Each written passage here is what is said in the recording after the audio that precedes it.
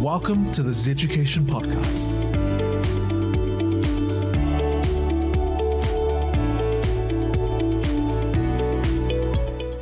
Welcome to the Zeducation Podcast, where you come to level up as a leader so you can win in your career and life. I believe that when leaders level up, everybody wins. Today's episode is all about how great leaders turn purpose into decisions, culture, and results, not just words. Purpose is either a poster or a power source. Most organizations have it written somewhere, but when pressure hits, tight budgets, shifting priorities, tired teams, what shows up isn't the slogan, it's the system. The real question is, does your purpose actually shape decisions, culture, and results? Or is it just words you repeat? That's why I'm excited about this conversation. I'm joined by Neil Gaught, founder and CEO of Neil Gaught & Associates, a strategy advisory firm that spent more than 2 decades helping organizations embed purpose into strategy, governance, culture, and operations. Neil is also an award-winning author and the creator of the Single Organising Idea approach, designed to help leadership teams build clarity, alignment, and momentum around one unifying idea that people can actually act on. In this episode, Neil and I are going to talk about what purpose actually is, walk through how to craft a real purpose, and how to make it operational. So if you lead people, build culture, or make decisions that shape outcomes, this one will sharpen the way that you lead. Welcome to the show, Neil. How are you? I'm fine, thank you. It's a fantastic introduction. Brilliant. Yeah. Oh, I hope I did some justice. You've got a lot of cool things on LinkedIn, on your website. For those who don't know, the first time I actually met Neil was actually at a Weave Leadership Breakfast networking event. Mm-hmm. And he got up there and he spoke about his approach to leadership, strategy, especially the ISO, which I'd love to chat more about today. Yeah. And I thought, man, I got to have this person on the podcast because I've never heard anyone talk about purpose that way. Like, purpose is not just, yes, purpose is part of why you do something, but not many people talk about purpose and how you do things. Yeah. Right? Correct. Yeah. Absolutely. So look, it's so cool to have you on the show, Neil. Before we get into the whole purpose and the strategy, the meat of our conversation today, people love to hear, like, what moves the needle for you? How did you end up where you are today? Yeah, wow, that's quite a good question to start with. Bit of a story. I left university when I was 26, and when I was 27, I opened up my first business. So I was in Chelsea in London, and had it for 10 years. And it was a design business. We designed logos and annual reports, and we did a bit of packaging right in the middle of London. And it was a wonderful business. And I opened it in 1989. So I'm very old, betraying my age here. And during the sort of early 1990s, people started talking about brand. And you had a couple of agencies, big agencies in London, Interbrand, Future Brand, that were talking about branding. And literally what it was around having a corporate identity, or a logo, if you like, and an identity system. And obviously that logo is attached to values. So when you see it, you kind of think of something automatically. When we see the New Zealand's fern, right? You automatically sort of have images inside. You associate it with certain things. And that is very much a kind of science in a way, a kind of pseudo-science. And so where brand was something that your mum bought down at the supermarket, right, back in the day, now there was a whole group of quite new thinking about actually this is appropriate for businesses and actually how businesses position themselves around what they stand for. So it came out of that. And like I say, I had my business for 10 years. I sold it. I was very lucky I sold it. And then I went to work for a huge organisation called WPP. And WPP was run by a guy called, he's now Sir Martin Sorrell. And Sir Martin Sorrell was the ex-chief financial officer at Saatchi & Saatchi. And so when Saatchi & Saatchi, big very famous advertising agency in London. When they split, Morris and Charles Saatchi split. Sorrell, who was their accountant, the chief financial officer, he left, and he actually bought a company called Wire and Plastic Products. And that company, he grew into, I think, the largest media communications business in the world. Wow. So 65,000 people. So most of the advertising agencies, or a good half of the advertising agencies in the world, and here in New Zealand, were within WPP. And I was headhunted. I worked for the brand consultancy right in the heart of this huge group.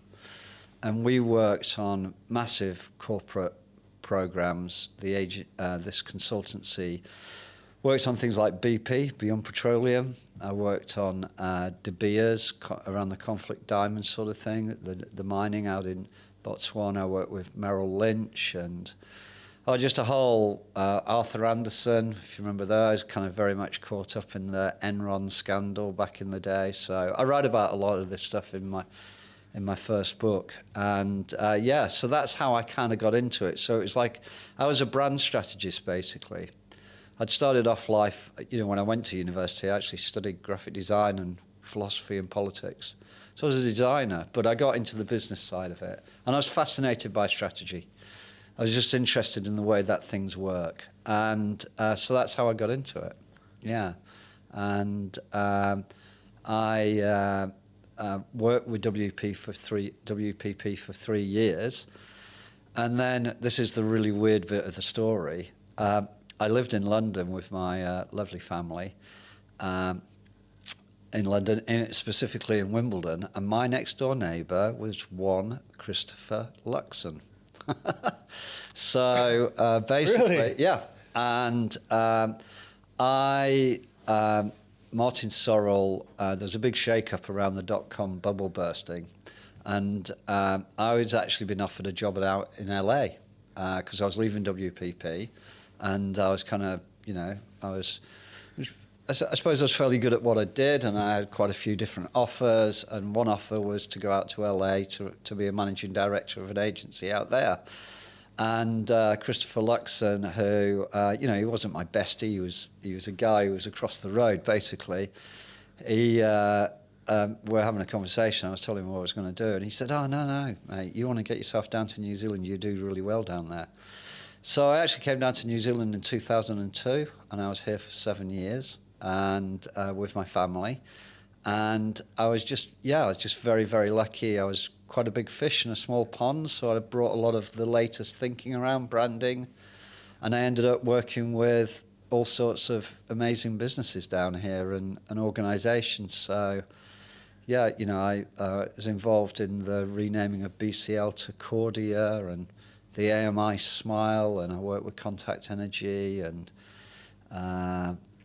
economic development agencies. I was kind of worked around the Super City thing as well, running interviews and workshops and all the rest of it. So Convita, there was a whole bunch of Landcare. There's a whole bunch of things that I did, and when we went back to Europe in 2009, I actually came back here pretty much every year, apart from the COVID years, obviously, but I came back to work on projects here. So I worked on Hawkins, the whole repositioning of Hawkins, who are now number one, which is kind of quite nice in the country.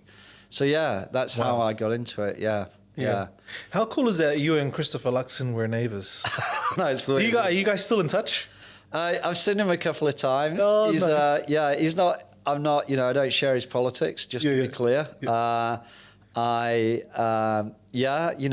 We know each other well, and I saw him a year and a half ago, actually in the Northern Club, and he kind of gave me a hug in the way that he does those kinds of things.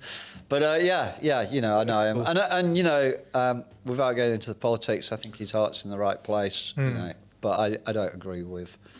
I think that New Zealand has better opportunities, but yeah. Wow. Well, anyway, what an amazing career journey. Yeah. And growth there. I'm curious, and don't be modest about this.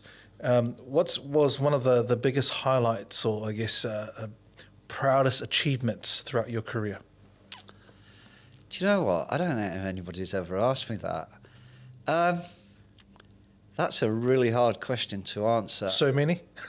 Yeah, because, what happened was when I went back from New Zealand, and another sort of twist, I'd always worked with corporates, really.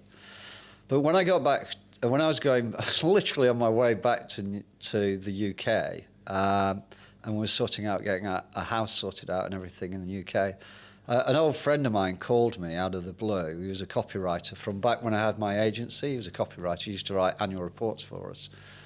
And he said, I need you to get on a plane and go to Bangkok. And I'm like, I'm just arriving back from New Zealand. He said, well, it's just this really big project and I can't work on it. I don't have the time. And I've recommended you and I think you do a brilliant job. Anyway, it was for the Gates Foundation. And it was, I had to go out to Bangkok because this economist there were an economist and a project manager, a South Korean lady called Sung-Ah Lee. She's very senior now in the UN.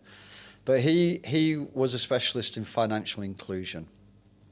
And he'd been asked to put together a proposal, a strategy, to go and present to the Gates Foundation in Seattle in the States, to set out if the Gates Foundation gave him many millions, actually, of dollars, what would he do? Mm.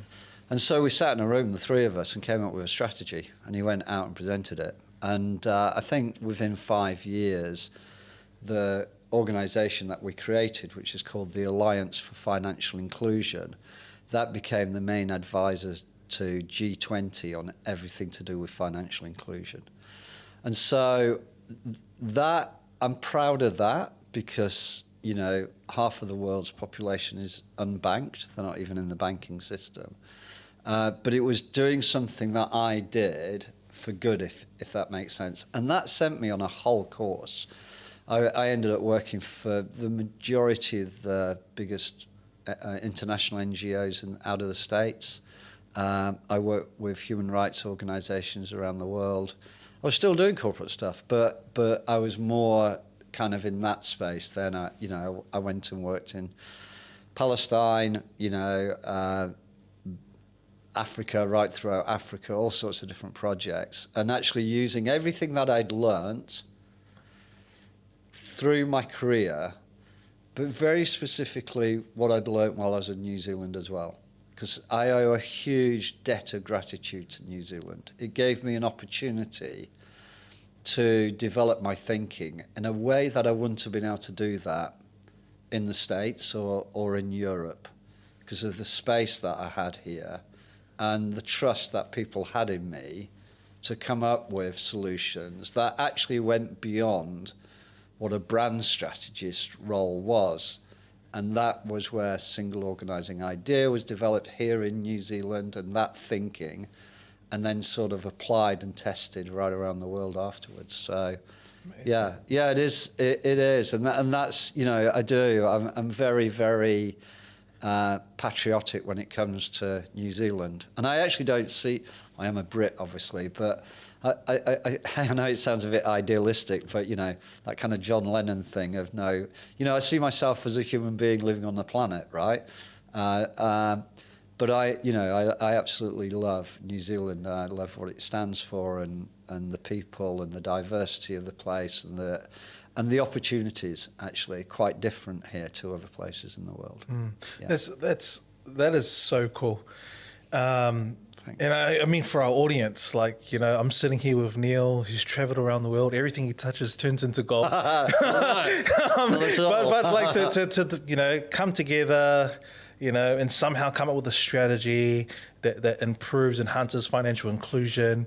That's a force for good for a country, potentially the world. Yeah. That's next level, and that's amazing. Now I want to now shift gears towards purpose. Yeah.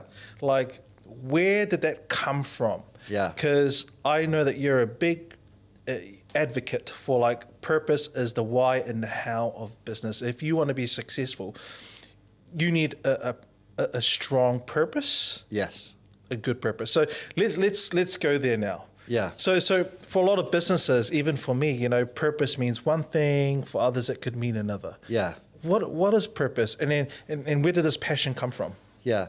So it came because I think part of that story that I was telling is I worked right on the periphery of Beyond Petroleum, BP. Okay. Huge project. You know, BP at the time, I think, was the third biggest oil company in the world. And at the end of the 1990s, the world, you know, you start to see things like Inconvenient Truth coming out, you know, the movie about, you know, fossil fuels and the damage that they're doing, climate. It started getting mainstream. I mean, we've known about these issues for many, many, many decades, actually. But it started becoming mainstream. People started to understand a little bit more. And the guy who was running BP was a guy called Lord John Brown. And he... and the company that I was working for, if you can imagine, you've got a bunch of creative people, but you've got some really smart management thinkers as well, consultants, you know. And they're very much, when you're kind of creating a brand, when you're positioning a company, you want to position it for the future. So a lot of research goes into, and still to this day, is saying, well, we want to position like this. What is likely to happen in the future? Where are we going? What are the macro trends that are impacting on this organization? And obviously at the time, you know, you had Prius being built by Toyota, right? Hybrid cars. You know, there's kind of like climate's an issue. We're sort of suddenly starting to understand this. You start seeing documentaries and stuff. And Brown, give him his due, you know, he saw that, you know, oil it's a finite resource, right? As well as it doing damage, it's actually finite. Like, you know, we'll run out of it at some point. And so he looked very much at, well, what's the future of BP? And the consultancy that I worked for, WPP, within WPP, was called Enterprise IG. That was the brand company. And they did all the research. And they came with a hypothesis that said, hey, look, this is how the world's changing. We think you need to position yourself around this.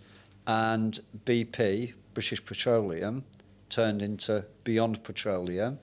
And the idea is that they would become an energy business and they would embrace renewables and the future. It didn't work out like that. You know, I think part of Brown's thing was that he would be able to take the entire industry with him. Well, the big players, ExxonMobil, all the rest of them, Chevron, all the rest, they did not move. They stayed as oil companies. And interestingly, a lot of their scientists were actually pointing towards what the impact on climate of oil and fossil fuels. They were actually the guys who were in the vanguard of this kind of understanding, right? But their shareholders, you know, the people that invested in their companies were not going to move and still don't to this day. You know, it's big business. And so Brown, you know, it failed in many ways. So there were all sorts of accidents. There's the Gulf Horizon, you know, 11 people lost their lives.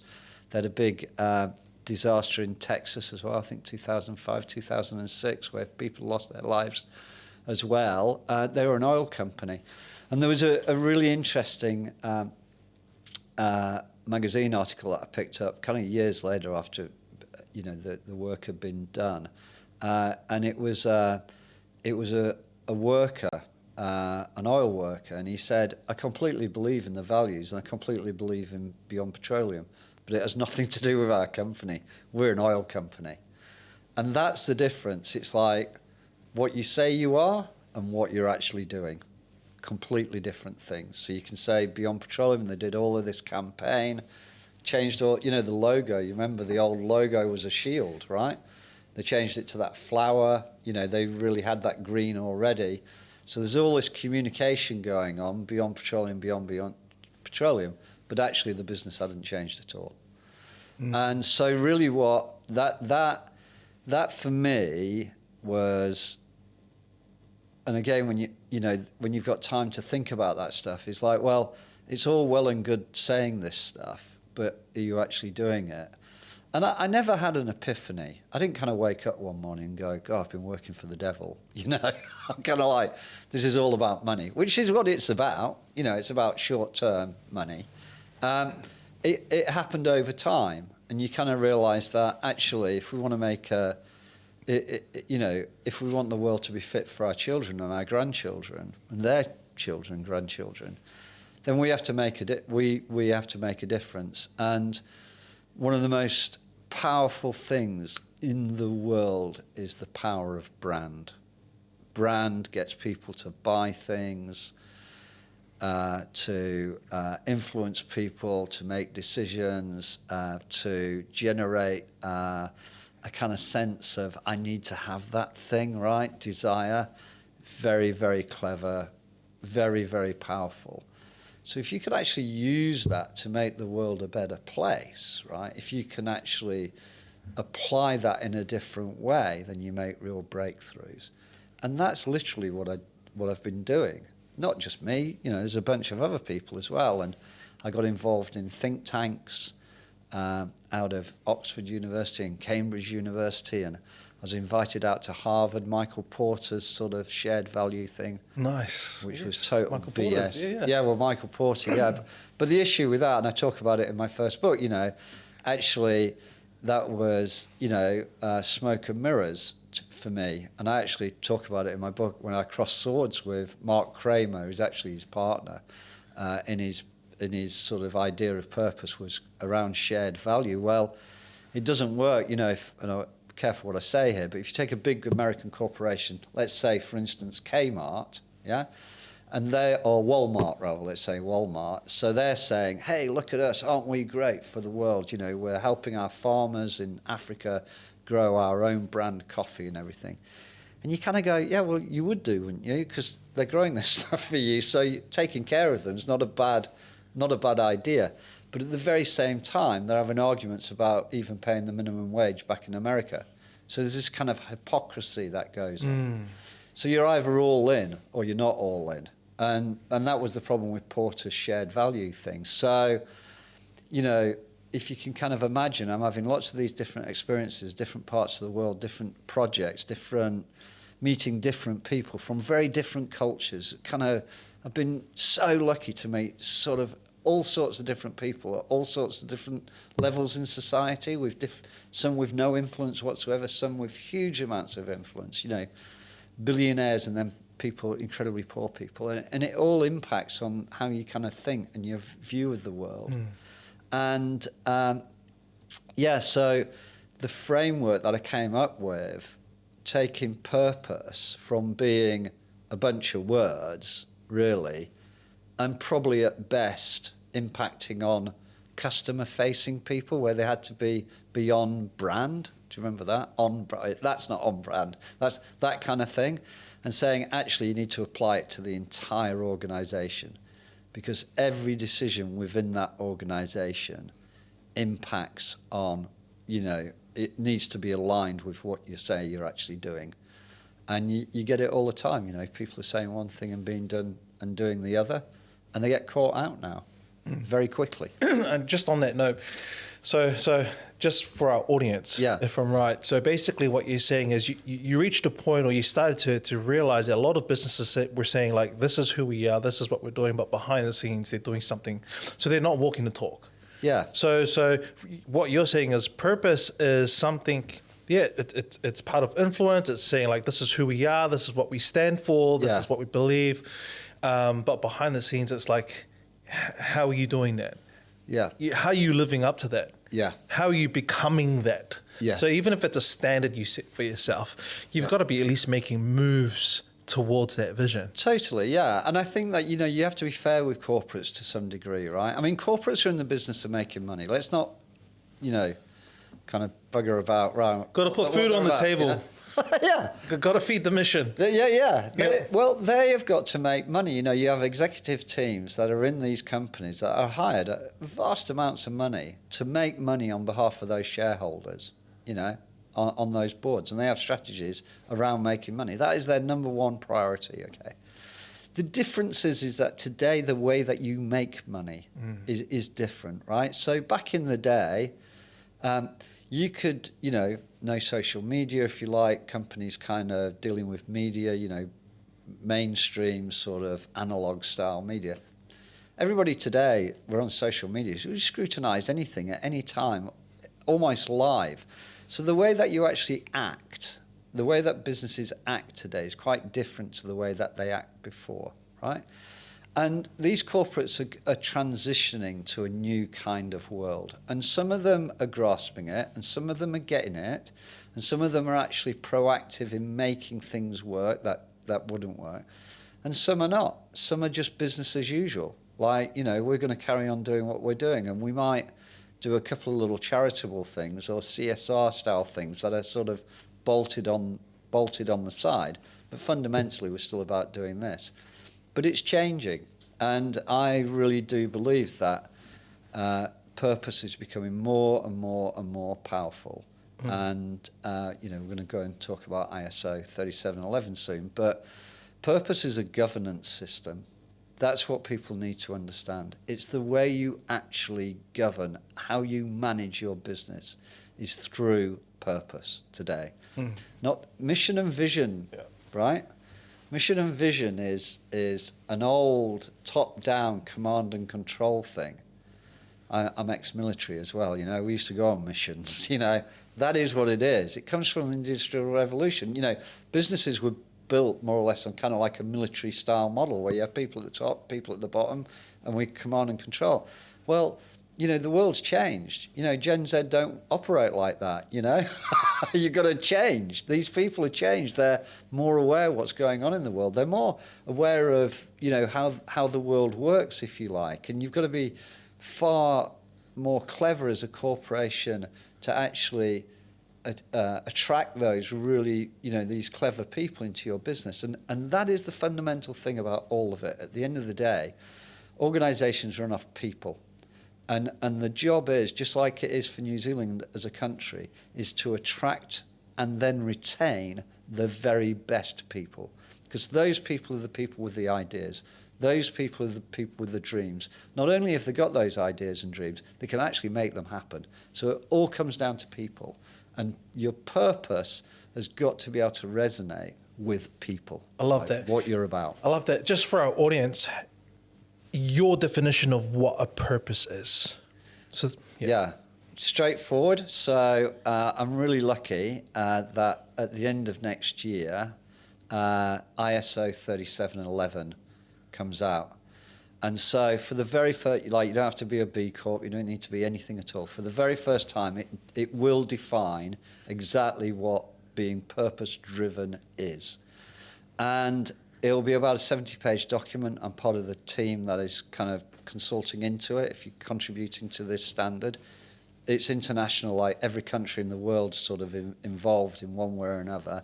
Some are just observing, some are actually contributing. And then you have sort of subject matter experts like myself who are sort of putting in our ideas as well. But it defines it it will define it something along these lines, that basically purpose is about your business, your organisation making a profit, but in order for the wellness of all stakeholders. And it's that wellness word. So it's about the people, it's about planet, the wellness of people and planet and society. But it's also about making profit.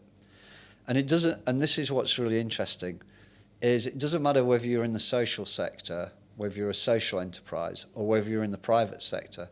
Both these organisations need to make profits. They both need to make money in one way or another. If you're getting donations or what, it doesn't really matter, right? But I really believe that in the next, 20 odd years, that they'll almost be indistinguishable between a corporation that's about making money and societal organisations that are about doing social good. I think they're coming together, and they're coming together through this idea of purpose. And so I spend a lot of time still now with, I've just done some work with a youth mentoring, brilliant organisation called Upside, so I give them a plug. They're an out-and-out charity that are about, helping youth here, which is a massive problem here. And we're talking about them turning into being more of a social enterprise where they make their own money, right, but through their purpose. Well, that's no different from a corporation saying we need to be acting a bit more like a charity. So you can see that's how. And the world's in a mess now, right? I mean, there's some horrible things going on, and we are definitely going through a very challenging decade. And we've been going through it for a long time. 2008, you could even argue back to 2011. But the trajectory is, I believe anyway, because I have to be optimistic and I'm hopeful that actually things will get better over time. Right now, very difficult. Yeah. I love that definition. So yes, money will always be part of business. Otherwise, you got no business, right? Yeah. If you can't make money, but it's about the impact beyond the product and service that you provide. Yeah. It's like what's the ripple effect? Yeah. What's the impact? Yeah. How are we going to better the world, Yeah. the community, Yeah. the people Yeah. that buy from us, etc. I love that because then otherwise businesses just get caught up in chasing money rather than trying to improve the world. Yeah. And I'm of the mindset as well that like we're all going to die one day. Yeah. Or like you just can't escape that. That's the reality. Yeah. So like while we're here on earth, while we still have that time, make it a better place. Leave it better than when you came in. Yeah. For the next generation. And it's about having that mindset where it's like, it's not so much for me, but it's how can I make the world better, the future better. Yeah, I mean, I'm always really cautious, if I'm really honest, about, so where I kind of, and how do I put this? I'm really cautious of the tree hugging brigade, right? Yeah. Okay. And what I mean by that is that actually, you know, we want to save the planet, right? But I'm no saint, you know, and there are very few saints around, right? We all want the best thing for our family, right? We all want the best thing for our communities and our countries and society in general. Most of us. For me, purpose isn't really necessarily kind of like demonstrating that you're a do-gooder. Actually, for me, purpose is a very logical way how you maximize performance in your business today. Yeah? And you talk a lot about leadership, and I know the amazing work that you're doing around leadership. That's what it's about. Purpose kind of weaponizes leaders to be able to gather people around a unifying idea that they all believe in. So, you know, with Hawkins, what I'm proud of about Hawkins, we did 2 months of research. We ran workshops right up and down the country. We involved every stakeholder we could get hold of. You know, we did amazing sort of, analysis of competition and social contribution analysis and stakeholder analysis and all the work that you need to do, right? And we boiled it down to Hawkins' future being about building better communities. What a wonderful thing that is. So that's their core purpose, building better communities. But it's actually bringing that alive. When you've got a leader then that can get hold of that and say, we're about doing this, and then how it impacts on every single part of that business, you're actually driving the performance of the business. And Hawkins' revenues went up by 50% within 3 years. And wow, they had a brilliant CEO, you know. And the truth is, there aren't many brilliant CEOs. I mean, I come across a lot of CEOs, right? And I think I've seen a handful where I kind of go, yeah, I'd definitely follow you, you know. There's a difference between managers and leaders. And leaders have a vision, and purpose captures that for them, and then they can see how that is applied throughout their business. It really gives them an amazing weapon to kind of use to make things work. I love that, because what you're saying is basically, and we can talk about ISO 3711 now. Yeah. And it's so cool that you got your hands in crafting that. As a leader, it's not enough to just have a purpose and a logical strategy. Yeah. But it really takes leadership to bring it to life. You need leaders as well. You need leaders, yeah. One of the beauties of the process that, you know, we run around Single Organising Idea is that when you're engaging with these stakeholders, you know, particularly internally, and you're running workshops and stuff like that, that purpose is not made up by an advertising agency or a branding company or anything like that. It comes from them. It comes from the people who've contributed to those workshops and those interviews. So I'll give you a story very, very quickly. So I worked for a big American international NGO, and we actually renamed it. I think it was called the Cooperative Housing Foundation or something. Came out in 1950s America when they were sorting out their own social housing. but it had grown internationally, and it is working, I don't know, many countries around the world, including in Palestine. Anyway, I was engaged to work with this organisation because they were looking at, well, what does the future look like for us? And, they were very reliant on US aid money and all the rest of it. And I had it's Neil Gaught and Associates, so I had 5 of my associates working with me. And I think we went around 22 countries, running workshops, doing interviews and all the rest of it. And the very last interview that I had, internal, was with a lady she was nicknamed the Queen of Palestine. And she was called that because they were the biggest NGO in Palestine, and she kind of controlled the funding that came into the country, basically. So she was, an incredibly powerful person. And when I sat down with her to interview her, and everybody said she's pretty fiery, so you've got to be on your game when you go and meet her. I remember sitting down with her, and a bit like Bob Harvey, actually, White Thackeray here, sat down to interview. I asked one question, and she just talked for an hour and a half, non-stop. But one of the things she kept on saying is, over and over again, we will never leave here. We are here for good. We're their partners. Just these words over and again. I remember sitting on the plane on the way back to the States, and I just wrote down Partners for Good, and that was their SOI. That was it. That was their purpose, Partners for Good. So I didn't make that up. And then when we saw it had been repeated elsewhere, and that's why we ended up with that kind of idea, and just really, really powerful.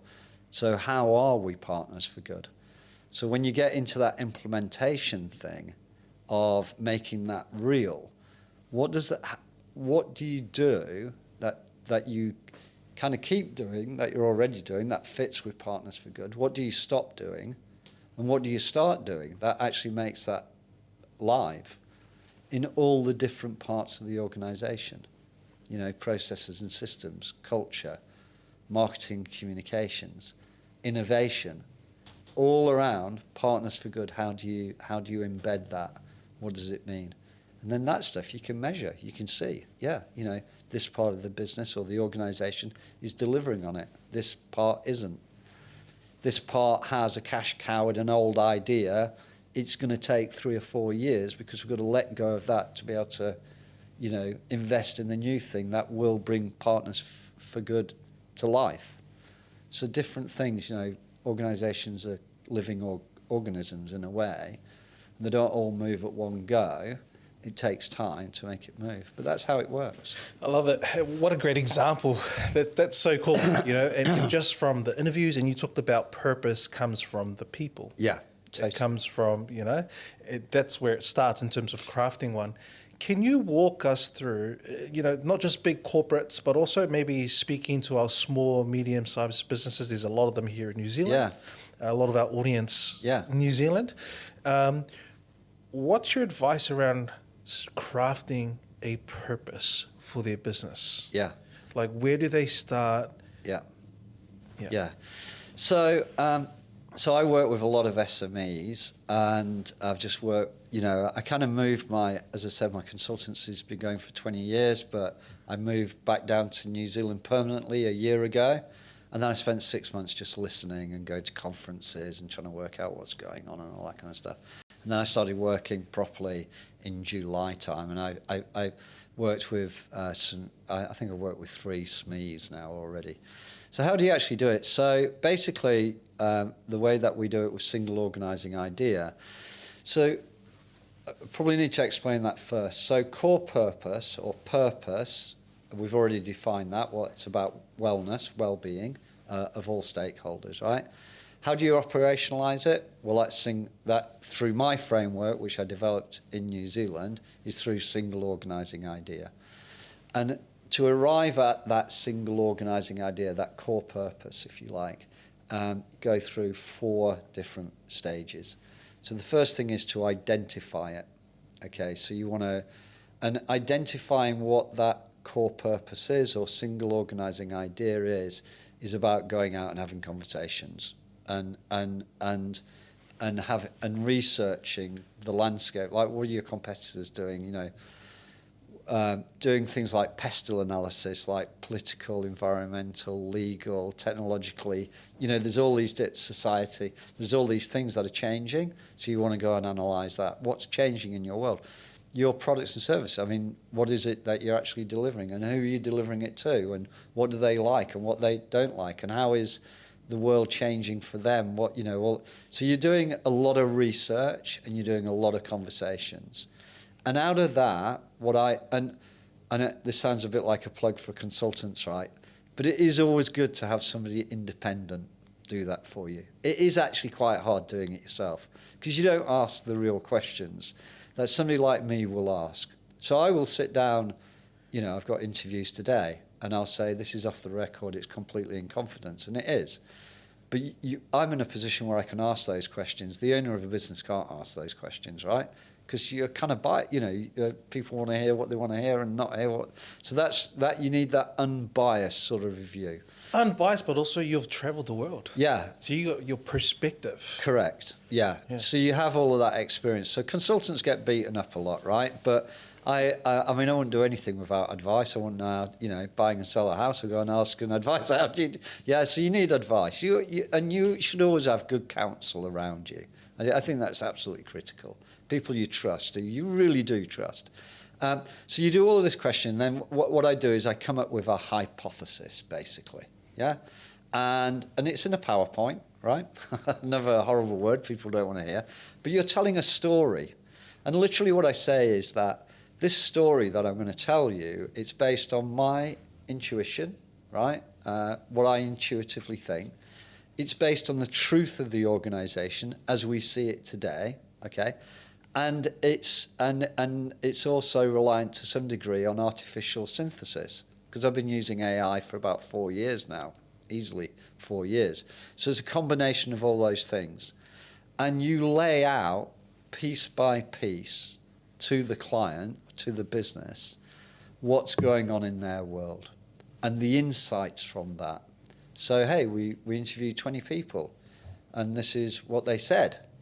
But these are the insights out of what they said, right? So this is not just what they said, but what does that actually mean in the context of your business going forward in the future?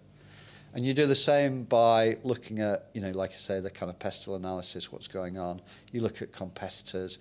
You look at social contribution that they're already making, maybe. Most businesses, charitable works, all that kind of thing. You look at their stakeholders.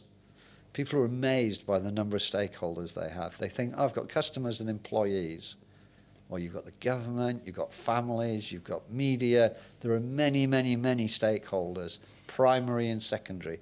Those that have direct influence, those that have indirect influence. And all of those different parts you kind of put together, and then you can put together sort of some conclusions and say, well, so that's our world. So that's the identify phase, right? The next phase then is actually defining what that purpose is, or single organising idea, what that is out of all of that information. And as I said, if I take they were called global communities, the big American NGO I was talking about.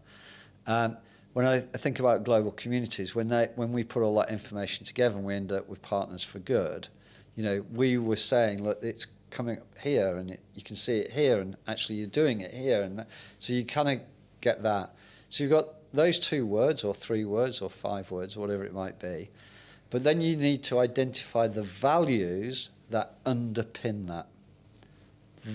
And this is where values are really important, right? So people got different idea what values are. For me, values are commitments that you're making as an organisation in order to be able to deliver on that single organising idea, on that core purpose. That is key.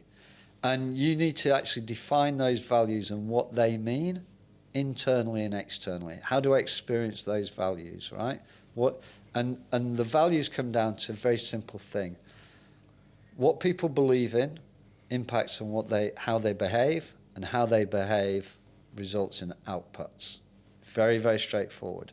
So if you believe in this, you'll behave in a particular way, and then therefore you'll have outcomes.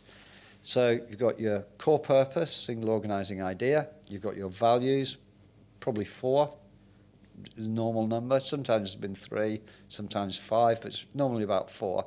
And then you have a very short positioning statement that explains what that single organising idea or core purpose is, like the elevator lift thing.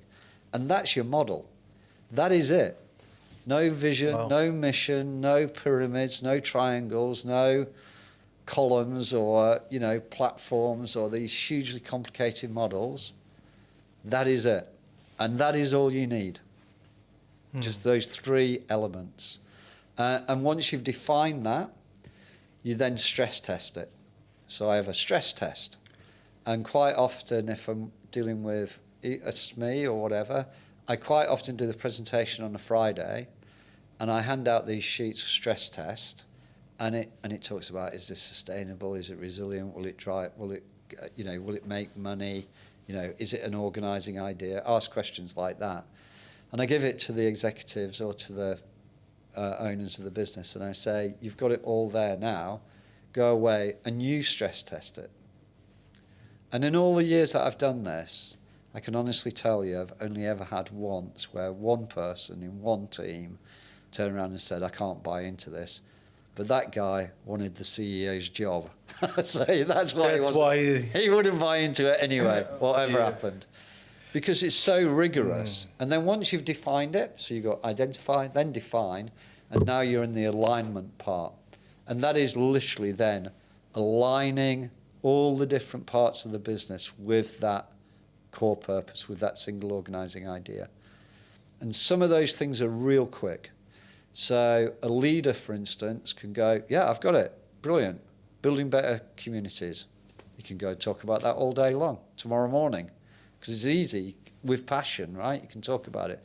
The communications people that can get hold of that real quick, the professionals. But there are other areas, like if you took building better communities, for instance, maybe there were some things that, I don't think so, but Hawkins were building that weren't very necessarily good for communities, right? But they were making a lot of money out of it. So those things might say, oh, we're going to stop building those kinds of buildings, right? We're going to concentrate on these. So there's a transition.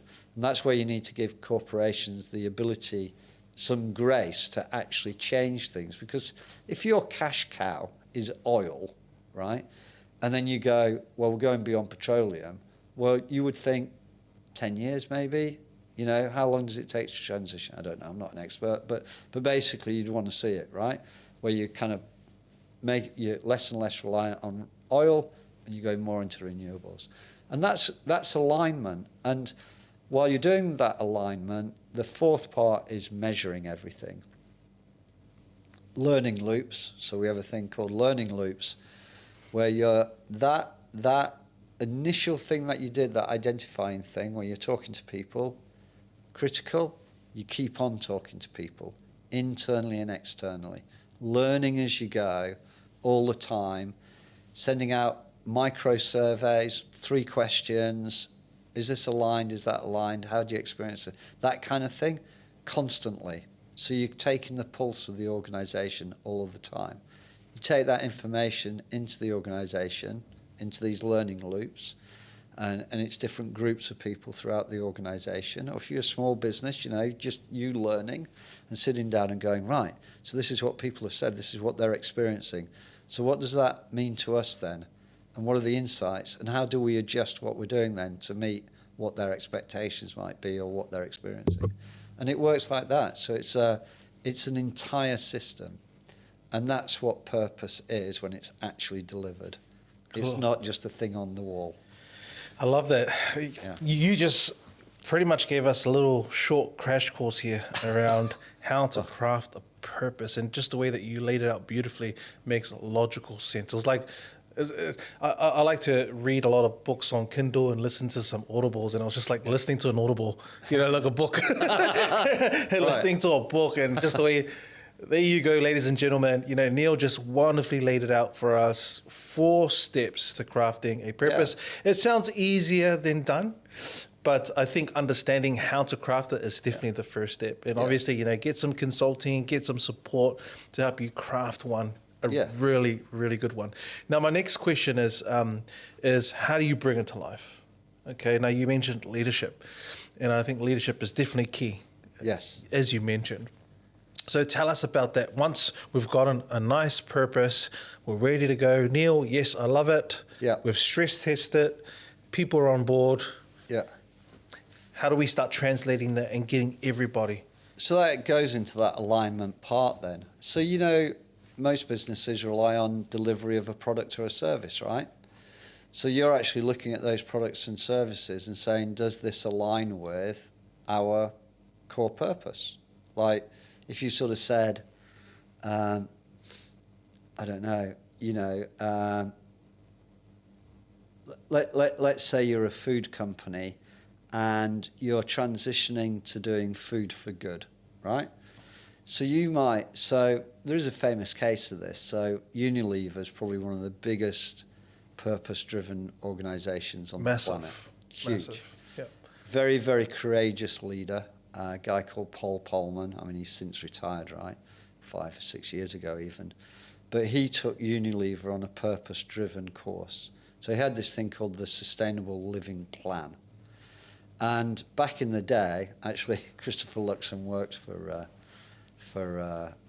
Unilever back in the day. That's why I don't quite understand his politics. But anyway, not to worry. So basically, they had something like 4,000 SKUs back in the day. But at the time Polman took over, they kind of boiled that down to 400 products that they were selling around the world. And they come up with this thing called the Sustainable Living Plan. And what that's all about is that whatever we make is going to be sustainable, in a nutshell, right? Minimizing damage to the planet and to people, we will produce these products. Well, they had a whole bunch of products that actually relied on palm oil, and that did a lot of damage, especially to the communities and the environment that it's coming from. So they had to transition, and that's what that alignment part is, right? And that's about sitting down and doing hard numbers, right? And sort of saying, well, we can't go out of business, but we've got to transition from this to this. So that's how you start bringing things alive. But that's where innovation comes from then, right? What replaces? Do you see what I mean? So you're actually into this thing where you're being driven by something that is governing your business, very much governing your business. So that's just in the product and service area. You might look at your purpose and say, well, if we're partners for good, what does that mean in terms of new services that we might be delivering? Or, so I've just given an example there with Unilever as something that you stop doing. So we'd stop using palm oil, right? That's the idea. Can't happen overnight, but we're going to stop doing it. What are the things that we'd start doing then? And what are the things that we're actually already doing that do fit? And you're literally going through every single part of your business like that. And over the top of that is you've got leadership, because they're directing it, and you've got reports coming in around to what degree are we aligned, yeah? And then you've got the financial side of it, procurement, right? But just budgets, setting budgets for different... So you're really being truly purpose-driven, using your resources, both your human resources and your fiscal, financial resources, with leadership saying, we are delivering on this. And at the end of the year, you kind of turn around and have your annual report and say, these are all the different parts of our business. These parts are 100% aligned with our purpose. These parts are 50%, these parts are 25%. This part of the business we've sold because it doesn't fit and it never will fit. So you're making decisions around your purpose. Wow. Well, it comes back to your point around that single organizing idea. Yeah. Right? Once you've got that purpose. Yeah. Once we've locked and loaded, like, this is it. Yeah. This is who we are. Yeah. Right? There's no changing. Yeah. Then it's about how do we organize all our resources? Yeah. How do we be innovative towards Yeah. achieving Yeah. that single idea? Yeah, and just on that single organising idea thing, just to make clear, so I'm not confusing anybody. Right. Back in the day, and even now, right, I mean, coming back to New Zealand, I meet a lot of people who go, yeah, purpose, woke, something to do with hugging trees and stuff. And I kind of like thinking to myself, you couldn't be any more wrong, right? I get it. I get where you're coming from because it's new, right? And you want to label it and all the rest of it. But purpose isn't about that. It's actually about how you run businesses and stuff. And I think the thing is, for me, is that, you've got to imagine that purpose kind of came out of branding area, which is what I was in, on a global sort of scale. But it came out of academia as well. There's a lot of academics, right? And in my world, there are a lot of academics. And I love academics, they're brilliant. And their contribution to society, blah, blah, blah, and thinking and all the rest of it. But they can live in a bubble, right? And there's a lot of theory. And where Single Organising Idea comes from is actually that was a reaction to theories, if you like, saying that. So what I wanted to say, because this, before ISO 3711 was even being discussed, or standards in any way, what I needed some sort of organising tool to make purpose real, because there wasn't anything. There isn't anything. Now, all these really big consultancies now, they have their own things and everything, right? But they have their own methodologies and stuff. But I actually wrote all of mine down in a second book that I wrote called The Core Playbook. And I gave it away during COVID. Basically, I wrote down all the tools. I designed the tools. Not all of them. Some of them I magpied, Some of them I did make up. Some of them I took from my branding experience into a whole bunch of different tools, into a system. And that's what Single Organising Idea is. Because what it did is people went, purpose. We've all got a purpose. And I go, yeah, but is it your organising idea? And is it that one idea? And that's why Single Organising Idea for me is really important, because people say, I've got a purpose, and I can automatically say, well, how are you organised around it then? And what is the idea? The purpose has to be a really compelling idea, like something you really want to be involved in. I've just done a very small SME startup. They're called Houses, a bit like Sharesies, right? They've just got the most amazing thing that they wanted to do. It's just 3 guys, but they're in the business, and their SOI is democratising ownership. So it's allowing everybody to get on their rung of owning their own house. So that's their purpose, and that's how we can. Now they're organising themselves around making that real. I love it. Neil, you've shared so much gold gems on our podcast, and I hope our audience are taking notes or will take this away and really think about how they're crafting their purpose and how to lead with more purpose as well. Yeah. We mentioned it already, but ISO 3711, just for our audience, briefly, what is it and why should we keep an eye out for it when it does come out? Yeah, it is important. And I know here in New Zealand, I have these conversations about International Standards Organisation, and people say, what's the International Standards Organisation, right? But health and safety, the 9000s are lots of standards related to, and those standards are there by law, right? You've got to have those standards in order to operate in particular industries and all the rest of it. The 3700s, if you like, and 3711, they're all about governance. So in a nutshell, what has happened, a very good friend of mine, Dr. Victoria Hirth, she worked with the British Standards Institute, and the Brits came up with a definition of purpose for national standard, right? And I think there were other countries that had done similar things, right? But off the back of that, the International Standards Organisation said that they would define what purpose is. And so at the end of next year, this standard will be published, 3711. And the reason why it's important, almost to all businesses, is because if you're in a supply chain, well, I look at it like this. Let's take Fonterra, for instance, really big organisation, right? Their customers are people like Nestle and Mars. Now, Mars, again, and IKEA, who's just arrived here, right? Incredibly purpose-driven, right? They are purpose-driven, Mars. They will, I have no doubt, adopt 3711 straight away, because it's guidance. It's not, you don't have to do it by law, it's guidance, right? But they will adopt it because they have customers who look at the packaging, what they're buying. You know, people say ESG is going away. It's not going away. You know, they say climate's, you know, all these things. it's not going away. People are aware of what they're eating and what they don't want to eat, you know, what they're consuming and where these products come from. It's now embedded. It's not going away. So people like Nestle and Mars are very conscious of their consumers. So they will turn around, they will get this standard 3711, and they will expect everybody in their supply chain to be aligned with that as well. So Fonterra, I'm pretty sure, will have 3711 quite quickly.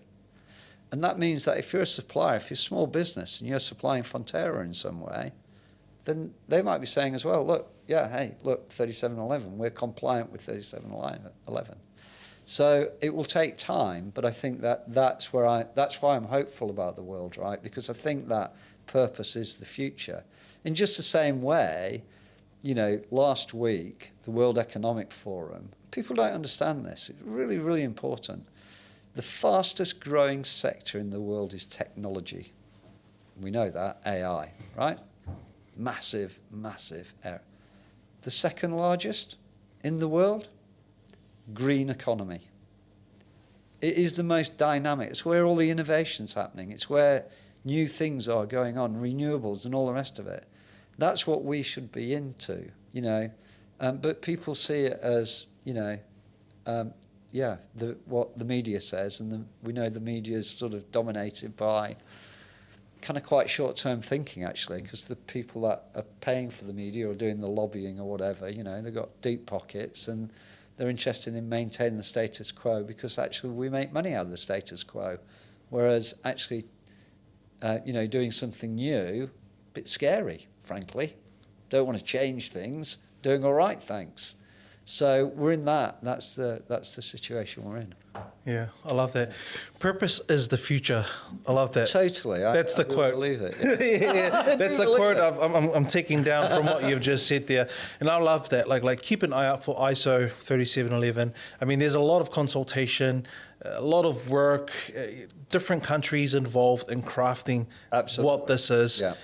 They're not just doing it for fun, right? It's the future. You know, so keep an eye out for it. And I feel like, you know, because that's where the world is heading, a lot of people are going to start identifying and recognizing that. And so you definitely want to be involved. Yes. Definitely want to be involved. Yeah. Thank you again, Neil, so much for just this whole podcast. Again, this has just been a taste for our audience around what you do, what you have to offer. If they want to learn more, get some support from your services, from Neil Gaught and Associates, how can they reach out? Well, we're on the web. You can just put my name in there, Neil Gaught, and I'll come up. Yeah, so, we've got a website, and it's, that's how you get in touch with me. Or you can send me an email if you like, neil@neilgaught.com. Very easy, very straightforward. I'm really interested in organisations who understand, are excited about the future, you know? That's what I'm interested in, and I'll help anybody, any organisation that's sort of saying, you know, this is us today. We actually think we believe we're relevant to the future because of this, that, and the other. So, yeah. Yeah, there you go. So if you want to get in contact, you can reach out that way. We'll also put some links in the description as well for you guys to find Neil Gaught. But again, my friend, thank you so much for blessing us with your time and your wisdom. We're much better for it. Thanks for the opportunity. I really mean that. It's been an awesome conversation. So thanks very much. Yeah.